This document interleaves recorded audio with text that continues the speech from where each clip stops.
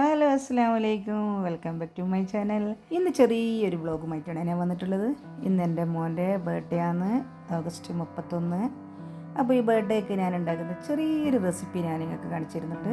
അതായത് ഇതിപ്പോൾ ഞാൻ ഉണ്ടാക്കുന്നത് പാൽപ്പായസമാണ്. അപ്പോൾ കുറച്ച് വിശേഷം എന്ന് വെച്ചാൽ ഞാൻ ഉച്ചയ്ക്ക് കഴിക്കാനായിട്ട് മന്തി ഉണ്ടാക്കിയിട്ടുണ്ട്. പക്ഷേ മന്തിൻ്റെ റെസിപ്പി ഞാനിപ്പോൾ ചെയ്യുന്നില്ല.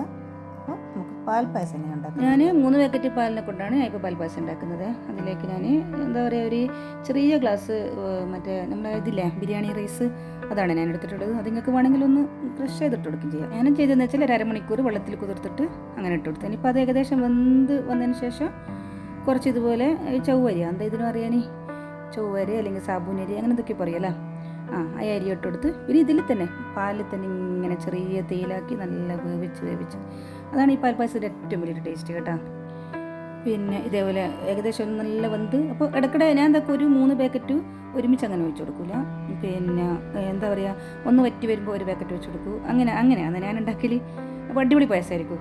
പിന്നെ അങ്ങനെ 3 പാക്കറ്റ് അങ്ങനെ വെച്ച് അത് ഏകദേശം എല്ലാം ഒന്ന് വന്ന് സെറ്റായതിന് ശേഷം ഈ കാണുന്ന പോലെ തന്നെ ഏലക്കായി, ഗ്രാമ്പ്, ഇതുപോലെ കുറച്ച് ഒരു തുള്ളി വനില എസൻസ്, പിന്നെ ആവശ്യത്തിനുള്ള ഉപ്പ്, പഞ്ചസാര എല്ലാം ഇട്ടെടുത്തിട്ട് നമുക്കിതിങ്ങനെ, അതായത് കുറച്ച് ടൈം പിടിക്കും. ഇങ്ങനെ ഒരു എന്താ പറയുക, ഗ്യാസ് ഒരു ചെറിയ ലോ ഫ്ലെയിമിൽ വെച്ചെടുത്തിട്ട് ഇങ്ങനെ വേവിച്ച് ഇങ്ങനെ പാല് കുറുക്കി കൊണ്ടുവരാം. അപ്പോൾ പാൽപ്പായസം നല്ല ടേസ്റ്റ് ആയിരിക്കും. പിന്നെ ഇതിലേക്ക് ഒരു നുള്ളു ഉപ്പ് ഇട്ട് കൊടുക്കണേ. അപ്പോൾ ഇതിലെന്ന് വെച്ചാൽ പിന്നെ അടിക്ക് പിടിക്കാതെ ശ്രദ്ധിക്കണം. അടിക്ക് ചെറുതായിട്ട് പിടിച്ച് കഴിഞ്ഞാൽ പിന്നെ ആ പായസത്തിൻ്റെ ടേസ്റ്റേ പോകും. അപ്പോൾ ഇതുപോലെ എന്താ പറയുക, നല്ല കട്ടിയുള്ള ഒരു പാത്രം വെച്ച് കൊടുത്തിട്ട് ഇതുപോലെ ഇങ്ങനെ ഇളക്കി നമ്മൾ ഇതിൽ തന്നെ ആയിരിക്കണം ശ്രദ്ധ. ഈ പായസം ഉണ്ടാക്കുമ്പോൾ മറ്റൊന്നും ശ്രദ്ധയില്ലാതെ, അതായത് പിന്നെ ഗ്യാസ് നല്ല ചെറിയ ഇതിലായിരിക്കണം. എന്നിട്ട് ഇതുപോലെ നല്ല വേവിച്ചെടുത്ത് പിന്നെ എന്താ പറയുക, പിന്നെ ആദ്യം ഒരു പാക്കറ്റ് പാൽ വെച്ചെടുത്ത് പിന്നെ ഒരു പാക്കറ്റ് പാൽ വെച്ചെടുത്ത് അങ്ങനെയാണ് ഞാൻ ഉണ്ടാക്കൽ. പിന്നെ കുറച്ച് നിങ്ങൾക്ക് വെള്ളം വേണമെങ്കിൽ ചേർക്കാം. പക്ഷേ വെള്ളം അങ്ങനെ ഒരുപാടൊന്നും ചേർത്തിയാൽ പാൽപ്പായസത്തിന് ടേസ്റ്റ് ഉണ്ടാവില്ല. ഓക്കെ, അപ്പോൾ എന്ന് വെച്ചാൽ ഇതുപോലെ തന്നെ പിന്നെ ഇങ്ങനെ ഇളക്കി കൊടുത്ത് നല്ല അടിപൊളി പായസമാണ്. എല്ലാവരും ഒന്ന് ട്രൈ ചെയ്ത് നോക്കണം.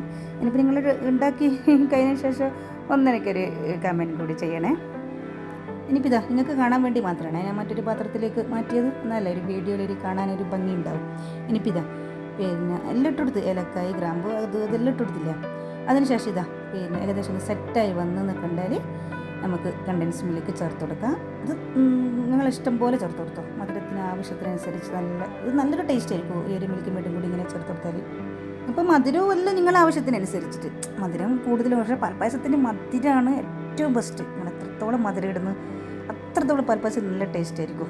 ഇനിയിപ്പോൾ അതിലേക്ക് നമുക്ക് കുറച്ച് വറുത്തിട്ട് കൊടുക്കാൻ ഗീ ഒഴിച്ച് കൊടുത്ത് അതിനുള്ള നട്ട്സ്, ഇപ്പോൾ അണ്ടിപ്പരിപ്പും ബദാമും അതിലിട്ട് കൊടുത്ത് അതൊന്ന് ഏകദേശം ആയി വന്നതിന് ശേഷം ഗ്യാസ് ഒന്ന് ഓഫാക്കിയിട്ട് വേണം നമുക്ക് മുന്തിരി ഇട്ട് കൊടുക്കാൻ. അതായത് മുന്തിരി തീരെ ഇതാക്കാൻ പാടില്ല, അതായത് കരിയാൻ പാടില്ല. അപ്പോൾ അതുകൊണ്ട് നിങ്ങൾ എന്താക്കാനും ഗ്യാസ് ഒന്ന് ഓഫാക്കി കൊടുത്തേ. അപ്പോൾ ആ ഒരു നെയ്യ് തന്നെ ഒരു എന്താ പറയുക, 1 മിനിറ്റ് കൊണ്ട് മുന്തിരി ഒന്ന് കുക്കാവും. എന്നിട്ട് അതിലൊന്ന് ഫ്രൈ ചെയ്തിട്ടില്ലെന്ന് ഇട്ട് കൊടുത്താൽ അടിപൊളി പായസമാണ്. എല്ലാവരും ഒന്ന് ഉണ്ടാക്കി വെക്കണേ. നമ്മൾ ഇതുപോലെ പായസം ഉണ്ടാക്കുമ്പോൾ നമ്മൾ എന്താ പറയുക, പിന്നെ അതിൽ തന്നെ ശ്രദ്ധിക്കണം.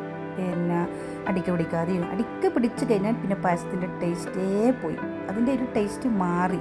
അപ്പോൾ അതുകൊണ്ട് അടിക്ക് പിടിക്കാതെ ശ്രദ്ധിക്കണം. പിന്നെ അടിഭാഗം നല്ല കട്ടിയുള്ള പാത്രത്തിലായിരിക്കണം നിങ്ങൾ പായസം ഉണ്ടാക്കേണ്ടത്. ഇതെല്ലാം ഒന്ന് പായസം ഉണ്ടാക്കുമ്പോൾ ശ്രദ്ധിക്കേണ്ട കാര്യങ്ങളെ. അതുപോലെ മുമ്പ് ഞാൻ പിന്നെ ഒരു പ്രഥമൻ പായസത്തിൻ്റെ റെസിപ്പി ഇട്ടിട്ടുണ്ടായിരുന്നു. അപ്പോൾ നിങ്ങൾക്ക് അതായിരിക്കെങ്കിലും ആവശ്യമുണ്ടെങ്കിൽ ഒന്നെൻ്റെ ചാനൽ കയറിയിട്ട് ഒന്ന് പായസത്തിൻ്റെ റെസിപ്പി ഒന്ന് നോക്കണേ. അപ്പോൾ പിന്നെ കൂടുതൽ പറയാനുള്ളതെന്ന് വെച്ചാൽ അവൻ്റെ ഫ്രണ്ട്സുമാരൊക്കെ വന്നിട്ടുണ്ട്. പിന്നെ അവർക്കൊക്കെ പായസം കൊടുത്തു. ഇതിപ്പോൾ അവൻ്റെ തലശ്ശേരി സെൻറ്റ് ജോസഫ് സ്കൂളിലെ കുട്ടികളാണ് വന്നിട്ടുള്ളത്. അപ്പോൾ അവർ കേക്കൊക്കെ കൊണ്ടുവന്നിട്ടുണ്ടായിരുന്നു. അങ്ങനെ കേക്ക് കട്ട് ചെയ്തു. കേക്ക് എന്തായാലും 2-3 കേക്ക് എന്തായാലും ഉണ്ടാവും. കാരണം വെച്ചാൽ ഫ്രണ്ട്സുമാരെന്നാലും കേക്കാണല്ലോ കൊണ്ടുവരാൻ. പിന്നെ അതിനുശേഷം നമ്മളൊരു കേക്ക് വാങ്ങിയിട്ടുണ്ടായിരുന്നു. പിന്നെ എൻ്റെ ഫ്രണ്ട്സുമാരും ഒരു കേക്ക് കൊണ്ടു തന്നിട്ടുണ്ടായിരുന്നേ. പക്ഷെ അതൊന്നും കട്ട് ചെയ്ത് ഞാൻ വീഡിയോ ഇട്ടിട്ടില്ല.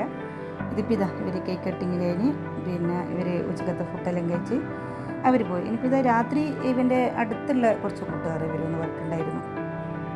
അങ്ങനെ വലിയ പാർട്ടിയായിട്ടൊന്നും കഴിച്ചതൊന്നുമല്ല. കൂട്ടുകാർ വരുമെന്ന് പറയുമ്പോൾ പിന്നെ അവർക്ക് എന്താ പറയുക, അവരൊരു സന്തോഷിപ്പിക്കാനായിട്ട് നല്ല ഫുഡ് കൊടുക്കണമല്ലോ. ഇനിയിപ്പോൾ രാത്രി അവൻ്റെ കുറച്ച് കൂട്ടുകാർ വന്നിട്ടുണ്ട്. ഇതൊക്കെ മദ്രസയിലൊക്കെ ഒരുമിച്ച് പോകുന്നതും പിന്നെ അടുത്തുള്ള അങ്ങനെ ഉണ്ടാവുമല്ലോ കളിക്കൂട്ടുകാരെന്ന് പറഞ്ഞത്. ഇതിപ്പോൾ ഈ വൈറ്റ് ടീഷർട്ട് ഇട്ടത് സഹൽ എന്ന് പറഞ്ഞ കുട്ടിയാണ്. അവൻ്റെ ബർത്ത്ഡേ കൂടിയാണ് ഇന്ന്. അപ്പം പിന്നെ അവന് എന്താ പറയുക അവൻ്റെ ബെസ്റ്റ് ബസ് ഇതിപ്പോൾ ഇസ്മായിൽ ഇതൊക്കെ എൻ്റെ അടുത്തുള്ളത് കേട്ടോ.